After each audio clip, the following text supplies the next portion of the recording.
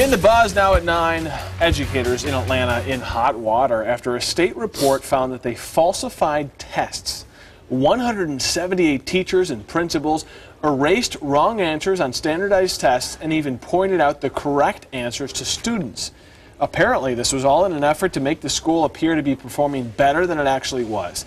Now, some of the educators involved could be facing criminal charges.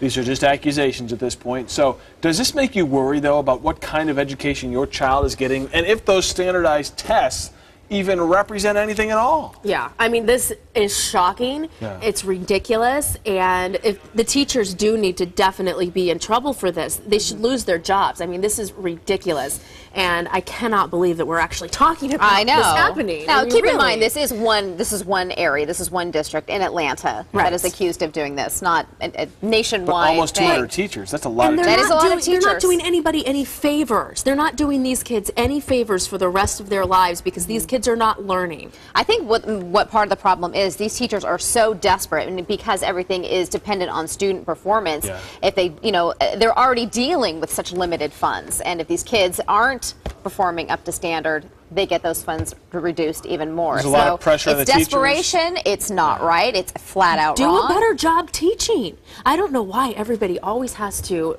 This is cheating, and basically people resort to cheating instead of doing what they should be doing and acting right. Sends the wrong message. Yeah, these teachers need to teach, but these parents need to send their kids to school prepared to be good students. You know, it takes a village, right? It really does, absolutely. All right, well, let's get to your comments. Tova Kubert says, I wonder why they were able to get away with it in the first place. Denise Magic writes, I bet some of this goes on everywhere and no one got caught yet. My kids are grown, but yes, I would worry about what school district should they go to and what school. Ellie Rakoff says cheating is a skill that's as important to learn as writing and calculating. Kudos to Atlanta for recognizing this.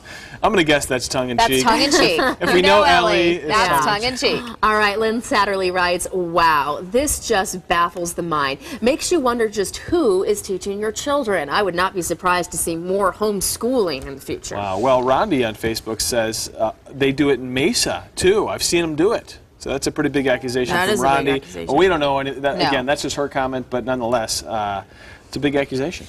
Well, Maggie Shaw writes, this is the sort of thing that happens when school funds and teachers' jobs are based on student success. Yeah, Alexandra Insky basically says the same thing. I certainly don't advocate this behavior, but I'm not surprised by it. This is why it's not a good idea to pin all of someone's paycheck on the merit of others. And one more thing, Sarah Taylor says, smaller schools and class sizes are what we need.